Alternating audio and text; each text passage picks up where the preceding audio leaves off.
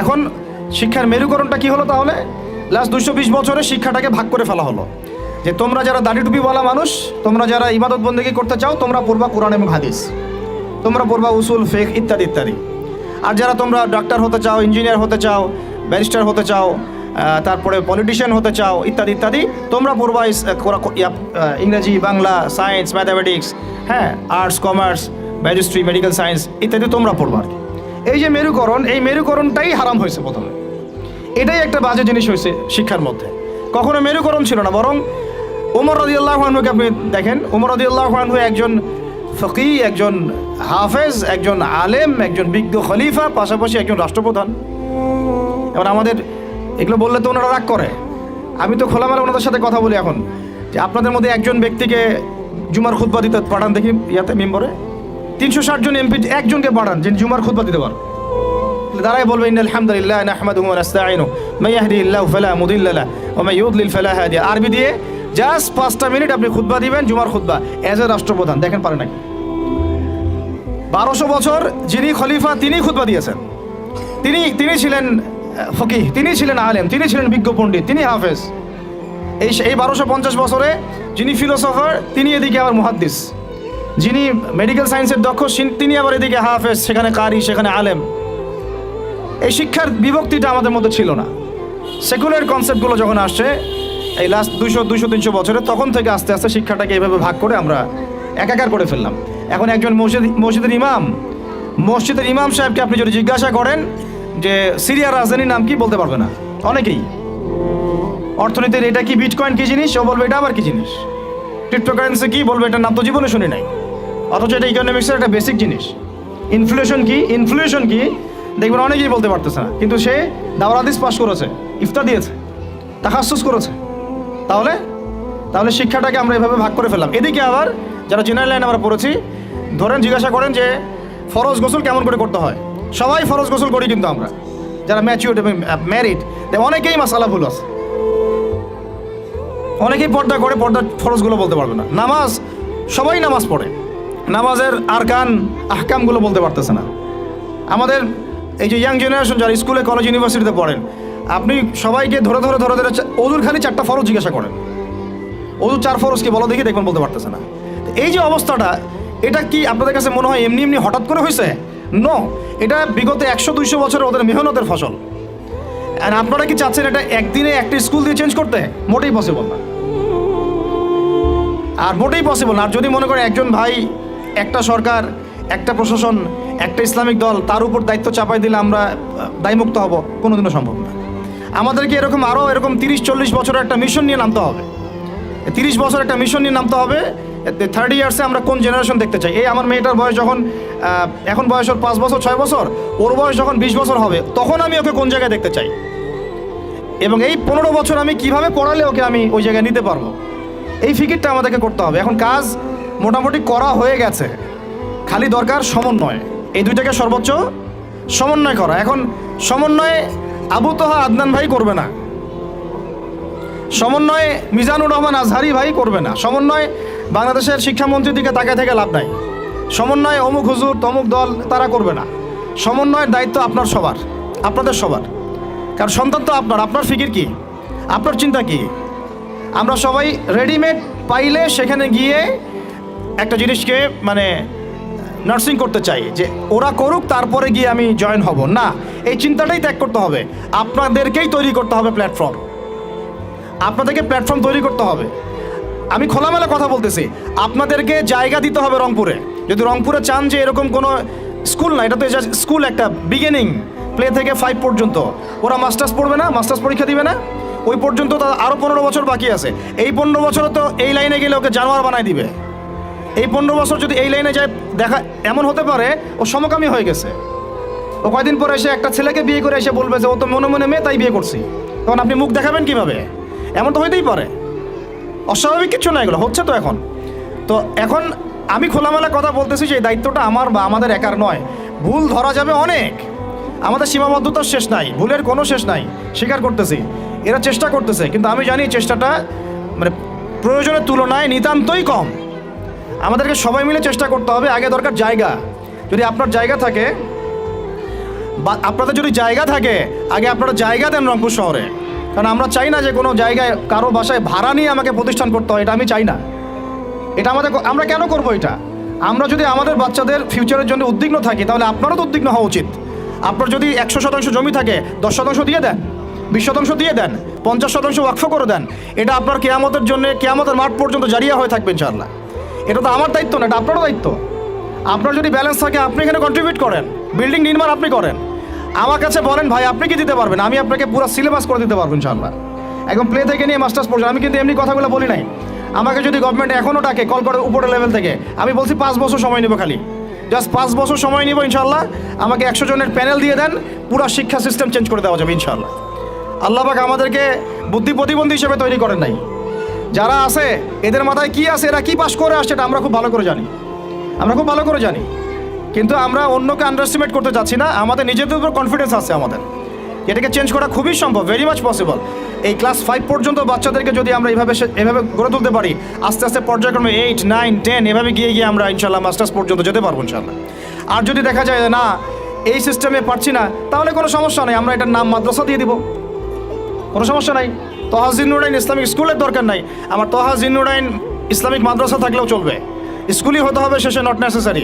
আমার দরকার সিলেবাসটা কি, আমি পড়াচ্ছি কি, আমার এনভায়রনমেন্ট কি, আমার বাচ্চারা খেলতেছে কি না, ভালো খাচ্ছে কি না, ওদের পরিবেশ কেমন, এটা মূল কথা, আমার টাইটেলটা মূল কথা না। আর এই প্রজেক্টটা আমরা চাই সারা বাংলাদেশের 64টা জেলায় একটা করে বড় বড় ইউনিভার্সিটি হোক এবং 68,000 গ্রাম বাংলায় একটা করে মক্তব হোক। তাহলে দেখবেন আগামী 20 বছরে আমি ইনশাআল্লাহ আপনাদেরকে একটা প্রজন্ম করে দিতে পারবো ইনশাআল্লাহ। তবে এই দায়িত্বটা কিন্তু আমার একার না। আমি আপনাদেরকে উদাত্ত আহ্বান খোলামেলা বলতেছি, আপনাদেরকে আগে আসতে হবে। জায়গা থাকলে জায়গা দেন, আপনাদের অর্থের কন্ট্রিবিউশন করতে পারেন সেটা করেন, যদি আপনি ব্যালেন্স দিতে পারেন সেটা করেন, ফাইন্যান্সে হেল্প করতে পারেন সেটা করেন। যদি আপনি এটা এত কিছু না পারেন, আপনার কিছু একটা বিল্ডিং আছে আল্লাহর জন্য দিয়ে দেন। এটা আপনি আমাদেরকে দিচ্ছেন না, আল্লাহর জন্য দিচ্ছেন। আপনি যদি এটাও না পারেন, অন্তত তাহাজ্জুদে আমাদের জন্য দোয়া করেন, অন্তত দোয়া করেন, অথবা বুদ্ধি দেন, পরামর্শ দেন, বা ধৈর্য ধরে সবর করে আমাদের সাথে থাকেন, থেকে 10টা বছর ওয়েট করেন, দেখেন কি হয়। শুধু আমার মেয়েকে নিয়ে ফিকির না তো, এই প্রত্যেকটা বাচ্চা আমার বাচ্চা, আল্লাহর কসম করে বলতেছি। প্যালেস্টাইনে যখন আমরা দেখি যে আমাদের এক একটা বাচ্চা না খেয়ে মারা যাচ্ছে, তখন আমার নিজের যৌবনের উপর আমার ধিক্কার আসে যে আমি যুবক হয়ে এখানে বসে আছি আর আমি এই কি বল মন্দের ভালো কিছু কাজ করার চেষ্টা করতেছি, অথচ আমাদের এই যে কচিকাঁচা বাচ্চাগুলো প্রত্যেকদিন বোমের শিকার হচ্ছে। ধিক্কার আমাদের যৌবনের উপরে, আর ধিক্কার আমাদের ক্ষমতার উপরে, আর ধিক ওইসব রাজতন্ত্রের উপরে যাদের ভিত্তির উপর দাঁড়ায় ওই কাজগুলো তারা করতেছে। তা আমি বলতে গেলে অনেক বেশি আবেগী হয়ে যাই, তো ওইদিকে আমি যাচ্ছি না। বাচ্চাদের ক্ষুধা পাইছে, আমি শেষ করে দিচ্ছি। আমি জাস্ট আপনাদেরকে 10টা নসিহা করব, জাস্ট পয়েন্ট বাই পয়েন্ট। আমি ফজরের পরে এটা বসে লিখেছিলাম। আপনারা এই 10টা কাজ কখনো ছাড়বেন না, আমাকে ওয়াদা করেন এই 10টা কাজ আপনারা বাচ্চাদের ফিউচারের স্বার্থে কখনো ছাড়বেন না ইনশাআল্লাহ। আমার 1 মিনিট শেষ করে দিচ্ছি। আমার আহ্বান আপনাদের প্রতি একটাই, যে দায়িত্ব এটা আমাদের একার না।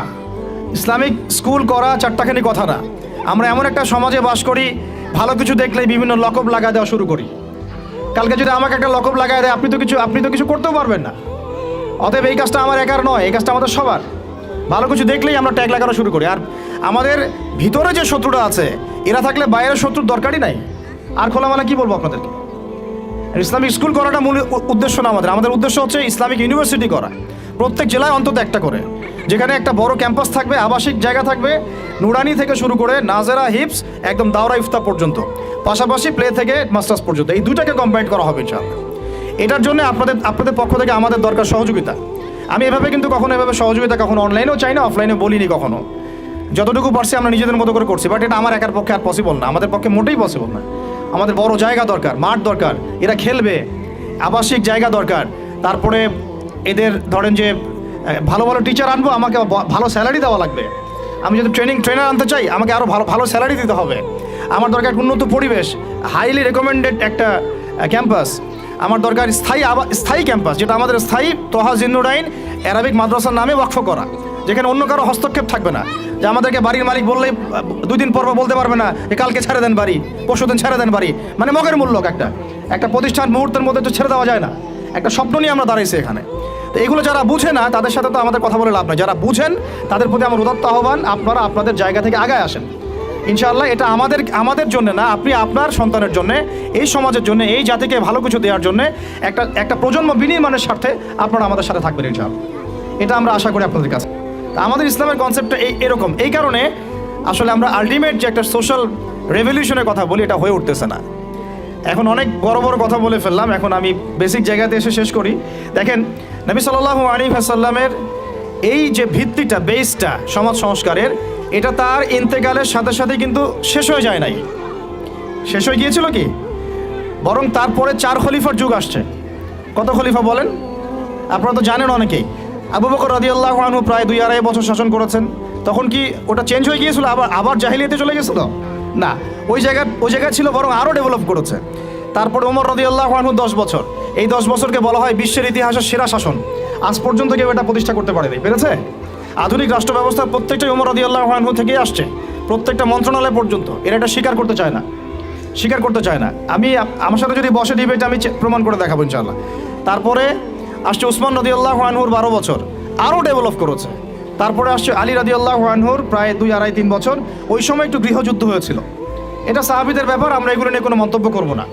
সাহাবীদের মধ্যে যত কনফ্লিক্টই হোক না কেন, আমরা তাদেরকে নিয়ে কোনো মন্তব্য করতে যাব না। এটা আকীদার খেলাফ, আহলুস সুন্নাহ ওয়াল জামাত।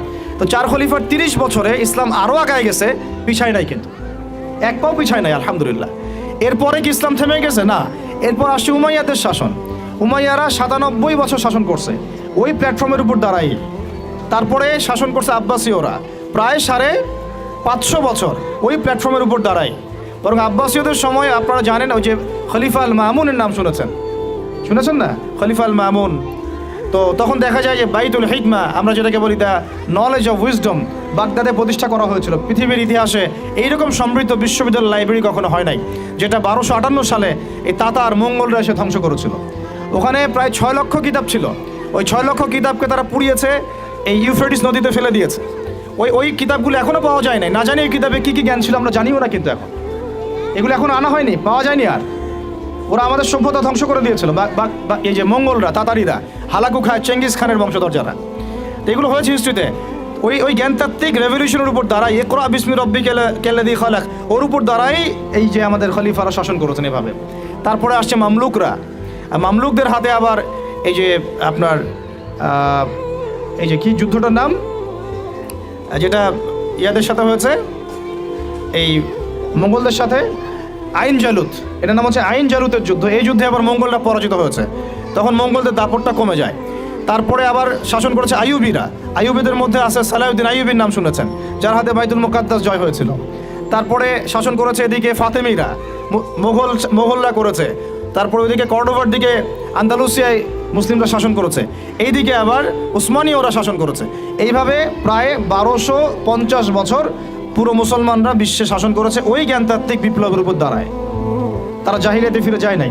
যখনই মুসলমানরা ইমান দুর্বল হয়ে গেছে, আমল দুর্বল হয়ে গেছে, আপনার তাসকিয়া দুর্বল হয়ে গেছে, হারাম রিজিক খাওয়া শুরু করেছে, দুনিয়াদার হয়ে গেছে, আমাদের চেতনা শেকড় ভুলে গেছে, হ্যাঁ, আমাদের মানে ইকোনমি নষ্ট হয়ে গেছে, পলিটিক্যাল অ্যাফেয়ার্সের গন্ডগোল চলে আসছে, তখন থেকে আস্তে আস্তে আমরা আবার এই ডমিনেটেড হয়ে গেছে। একে লাস্ট আমি হিসাব করেছি প্রায় 220 বছরে, 220 বছরে এই ফরাসি বিপ্লবের পর থেকে আমাদের অধঃপতনের সময়টা শুরু হয়েছে।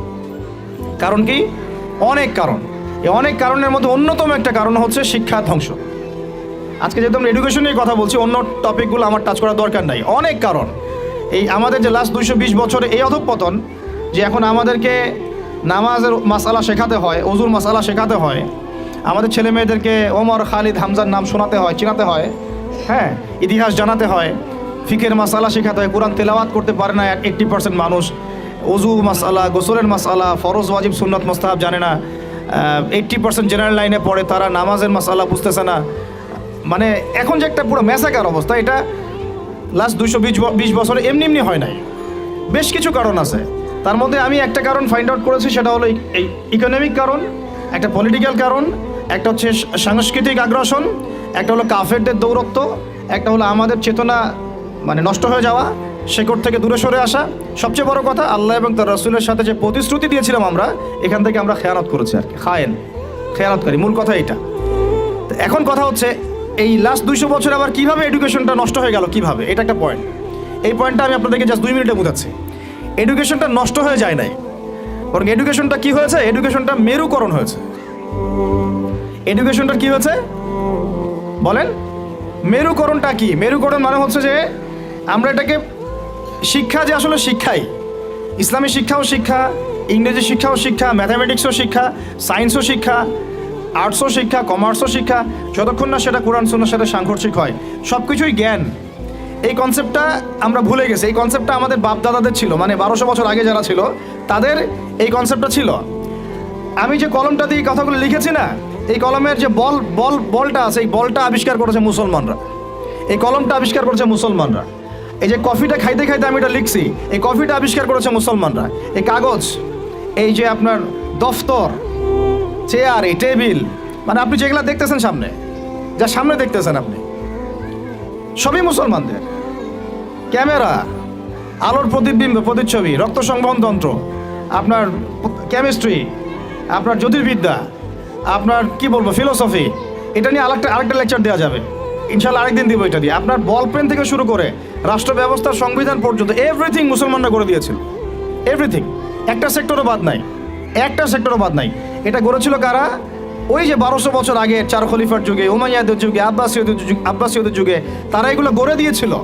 পরে যখন অধঃপতনের সময় শুরু হয়েছে আমাদের লাস্ট 220 বছর 300 বছরে, তখন পশ্চিমারা এগুলো আমাদের থেকে ধার করেছে, ধার করে নিয়ে ওর উপর দাঁড়ায় ওদের সভ্যতা নির্মাণ করেছে।